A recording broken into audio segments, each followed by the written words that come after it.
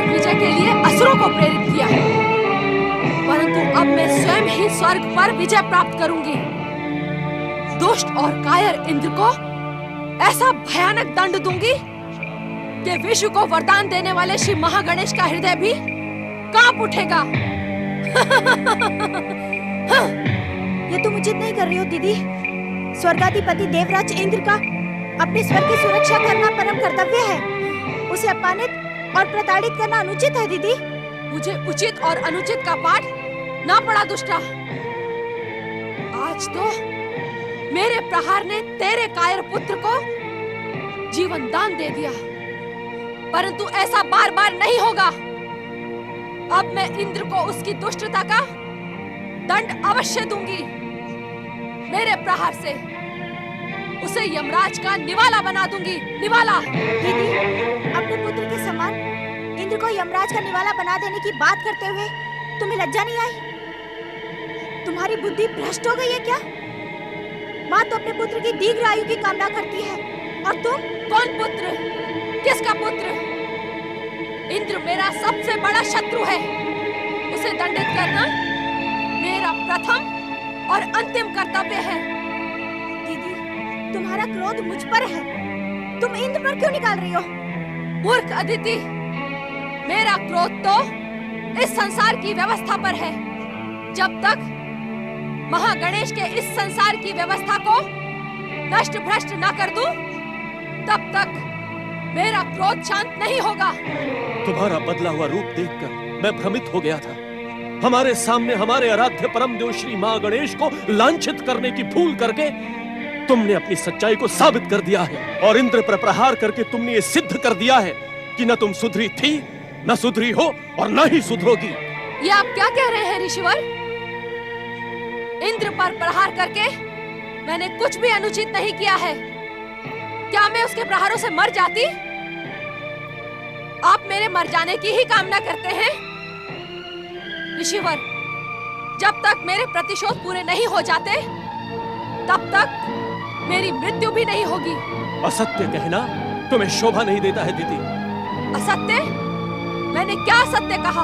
इंद्र ने तुम पर नहीं, भयासुर पर प्रहार किया था, किंतु वो प्रहार परम देव श्री महागणेश की इच्छा से निरर्थक हो गया, व्यर्थ हो गया, और तुम मनगढ़ंत कहानी गढ़ रही हो। लज्जा आनी चाहिए तुम्हें, लज्जा। मुझे क्रोध दिलाने की भूल ना कर कश्यप ऋषि। अन्यथा परिणाम तेरे हित में नहीं होगा। गंग गंग गंग। आज ये बात सत्य प्रमाणित हो गई है कि नागिन न कभी फुफकारना छोड़ती है और न ही डसना। तुम्हारे भीतर भरा हुआ क्रोध और प्रतिशोध का विष कभी शांत नहीं हो सकता दीदी, कभी शांत नहीं हो सकता। मैं तो केवल नागिन हूँ, परंतु मेरी ये बहन, ये किसी विषैली नागिन से कम नहीं है। इसने ही आपको डस डस कर मेरे विरुद्ध इतना अधिक विष भर दिया है कि आप कभी भी मेरी ओर सहानुभूति से नहीं देखते। सहानुभूति से देखने की इच्छा रखने वाली दीदी, अपने दुष्कर्मों को तो देख। देवी के समान तुम्हारी सीधी सादी सच्ची बहन को तुमने सदा ही प्रताड़ित किया है, सदैव प्रताड़ित किया है, और आज हे परम देव श्री महागणेश इसे कभी क्षमा न करे। ये दुष्टा देवी और तुम पाखंडी देवता, दीदी, मैं तुम दोनों से ऐसा प्रतिशोध लूंगी कि संसार देवी और देवता का नाम लेने से भी थर थर कांपने लगेगा, कांपने। मैं दैत्य माता अदिति हूँ। मेरा क्रोध और प्रतिशोध कभी थमने का नाम नहीं लेते। बदलने का जो नाटक तुम यहाँ लेकर आई थी, वो अब समाप्त हो चुका है। तुम्हारा विध्वंसक और भयानक रूप उजागर हो चुका है दीदी। अब तुम जैसे यहाँ आई थी, वैसे ही यहाँ से लौट जाओ। मैं तुम्हें एक पल के लिए भी यहाँ पर रहने नहीं दूंगी। तू मुझे भगाएगी अदिति? तेरा इतना साहस? तेरे साहस पर तो अट्टहास करने का मन करता है अदिति। ये अदिति भगाएगी? दैत्य माता अदिति? की शक्ति को तुम भली भांति जानती हो दीदी। उचित यही होगा, जैसे तुम अपनी इच्छा से यहाँ आई थी वैसे ही यहाँ से लौट जाओ। यहाँ की शांति भंग करने की भूल ना करो। शांति? इस आश्रम की शांति? अरे मूर्खा, इस आश्रम की शांति को भंग करने के लिए मेरी दैत्य शक्ति से प्रभावित होकर एक असुर पहले ही यहाँ आ चुका है। उसे वरदान मिलते ही मेरी इच्छा का सम्मान रखते हुए वो तेरे इस आश्रम को नष्ट भ्रष्ट कर देगा। फिर इंद्र को पराजित करके स्वर्ग पर अधिकार करेगा, मुझे स्वर्ग सिंहासन पर बिठाएगा और तेरा इंद्र तेरा इंद्र संसार में मारा मारा फिरेगा। परंतु मैं उसे उस दीनहीन दुर्दशा में अधिक समय तक जीवित नहीं रहने दूंगी। अपने प्रहारों से उसे यमलोक का निशाना बना दूंगी। ऐसा कुछ नहीं होगा दीदी। तुम अपनी कल्पना में कितने भी ऊंचे महल बना लो, परंतु सत्य के एक ही झटके से तुम्हारी कल्पना के महल भर भरा के गिर पड़ेंगे। सत्य को पहचानो दीदी। तुमने दैत्य गुरु शुक्राचार्य को आजन्म सत्य कर्म करने का वचन दिया था। वो वचन तो मेरे तारक पुत्रों के कारावास से बाहर निकलने का माध्यम था। पृथ्वी का स्पर्श होते ही मेरी भयानक दैत्य शक्तियां जागृत हो चुकी हैं।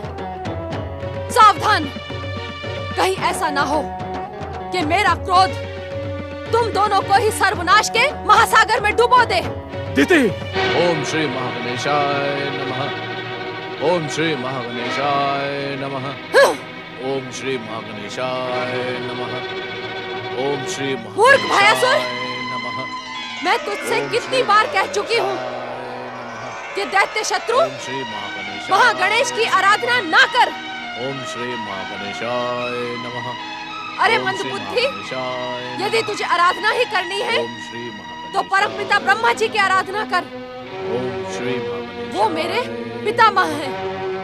ओम वो श्री एकमात्र ऐसे महान देवता हैं जो युगों से दैत्यों और असुरों को वरदान देते आए हैं। ओम श्री महागणेशाय मैं तुझे भी उनसे मनचाहा वरदान दिलवाऊंगी। दैत्य शत्रु महागणेश की आराधना का त्याग कर। मैं कहती हूँ त्याग कर। ओम श्री महागणेशाय नमः। ओम अब श्री मैं तुझे दंडित किए बिना नहीं रहूंगी। ओम श्री तू दैत्य माता दिति की आज्ञा की उपेक्षा नहीं कर सकता। श्री महागणेशाय नमः। ओम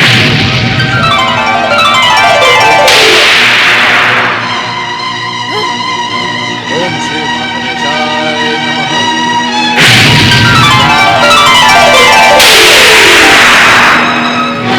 ओम श्री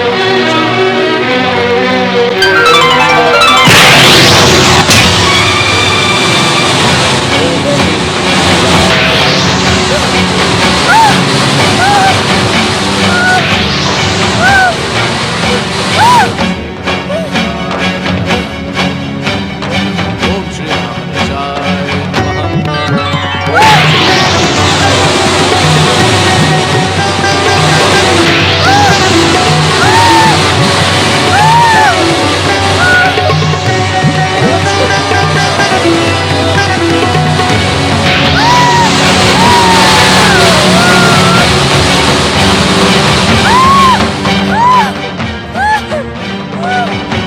क्यों अपनी दुर्दशा कराना चाहती हो दीदी? इतना अधिक लांछित और कलंकित होने के बाद भी तुम्हारी आंखें क्यों नहीं खुलती दीदी? आ, आ, आ, आ, आ,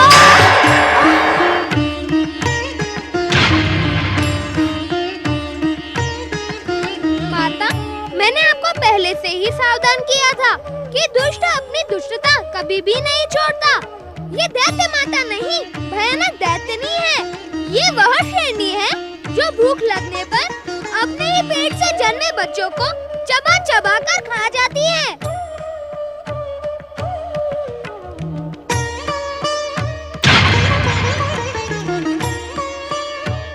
अपनी मर्यादा ना भूल गजमुख, अन्यथा अन्यथा क्या कर लोगी तुम? दैत्य गुरु शुक्राचार्य ने तुम पर विश्वास करके तुम्हें यहाँ बेचकर जो भूल की थी, अब मुझे उस भूल को सुधारना ही होगा। तेरे जैसी राक्षसनी पृथ्वी लोक पर रहने के योग्य ही नहीं है। मुझे योग्यता की शिक्षा ना दे गजमुख, चला जा यहाँ से, अन्यथा मेरा क्रोध तुझे दंडित करने में संकोच नहीं करेगा। किस किस को दंडित करोगी तुम? हर बार तुम्हारा क्रोध तुम्हें ही दंडित कर देता है। इस बार भी तुम्हें दंडित करने मैं उचित समय पर यहाँ आ गया।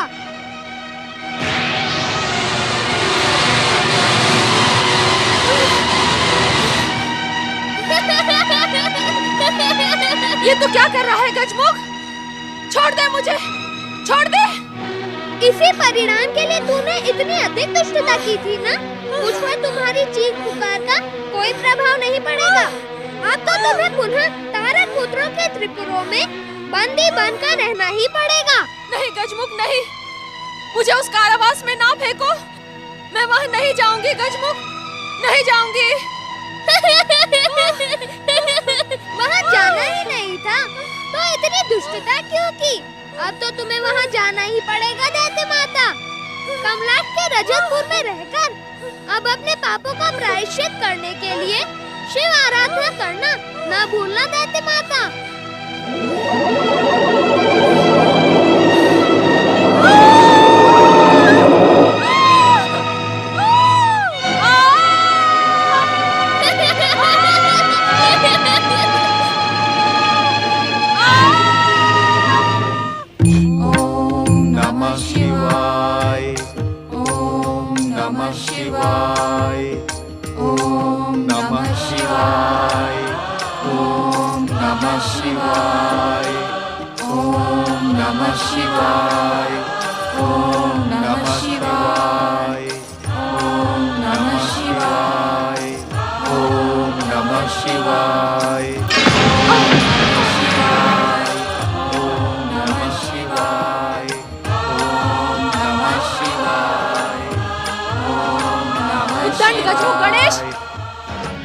मैं तुझे नहीं छोड़ूंगी, तुझसे गिन गिन कर प्रतिशोध लूंगी मैं।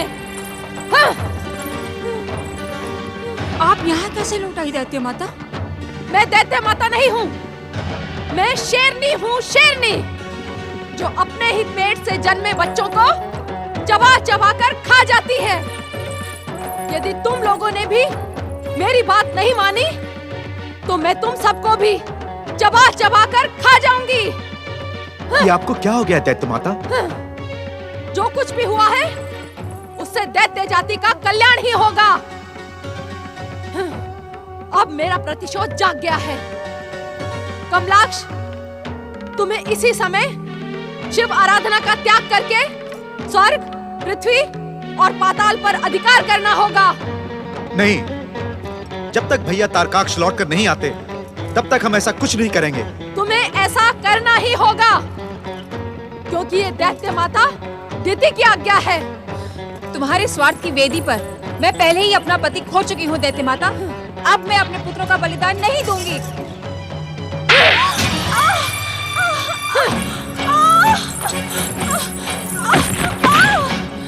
पुत्र कमलाक्ष, इस भ्रष्ट बुद्धि दैत्य माता ने तुम्हारी माता को आहत किया है। इसे इसकी भूल का दंड अवश्य मिलना चाहिए।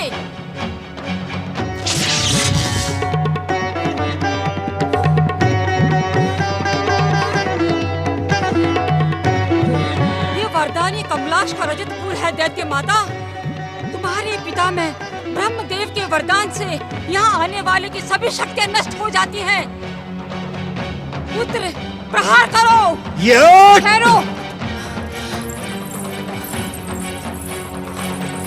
ठहरो पुत्र वरदानी कमलाक्ष। तुम इस दुष्कर्मी, स्वार्थी दैत्य माता दिति की हत्या करके अपनी भक्ति को संकट में क्यों डाल रहे हो? माता, भले ही मेरी भक्ति संकट में पड़ जाए, परंतु आपको आहत करने वाली इस दुष्टा को मैं कदापि क्षमा नहीं करूंगा। नहीं पुत्र नहीं, मैं तुम्हें ये पाप नहीं करने दूंगी। पुत्र वधू शांबु की इस दुष्टा का मर जाना ही उचित है। जब तक ये जीवित रहेगी, क्रोध में उफनती हुई हर एक के जीवन की शांति को भंग करेगी। कमलाक्ष को आज्ञा दो पुत्र वधू, इसे दंडित करे। विलंब न करे माता, इसे दंडित करने की आज्ञा दें। इसके कारण ही हमारी शिव आराधना में बाधा पड़ी है। इसका वध करके हम पुनः शिव आराधना का प्रारंभ करेंगे। मुझे आहत करने के कारण तुम इस दुष्टा को दंडित करना चाहते हो ना? हाँ माता। मैं तुम्हें एक ऐसा उपाय बताऊंगी जिससे इस दुष्टा को दंड भी मिल जाएगा और तुम्हारे सर पर कोई पाप भी नहीं चढ़ेगा और तुम्हारी पूजा पर संकट भी नहीं आएगा। ऐसा कौन सा उपाय है माता? श्री गणेश ने इस दुष्टा को यहाँ फेंक दिया। तुम इसे उछालकर अंतरिक्ष में फेंक दो ताकि जीवन भर ये अंतरिक्ष शून्य में भटकती रहेगी। नहीं नहीं, मेरे साथ ऐसा अन्याय ना करो। दैत्य गुरु शुक्राचार्य ने कहा था कि मैं दैत्य जाति की सबसे अधिक आदरणीय हूँ। दैत्य माता, आदर पाने के लिए स्नेह करना पड़ता है। अब तो तुम्हें दंडित होना ही पड़ेगा। देख क्या रहे हो पुत्र कमलाक्ष, इस उछाल का अंतरिक्ष में फेंक दो।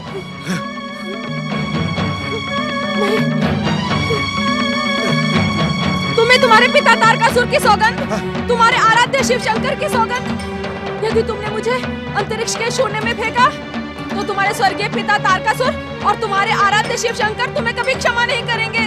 छोड़ दो मुझे, छोड़ दो कमलाक्ष। यदि आप शांत रहकर निरंतर शिव आराधना का वचन दें तो मैं आपको क्षमा कर सकता हूँ। हाँ, मैं वचन देती हूँ कमलाक्ष, मैं वचन देती हूँ।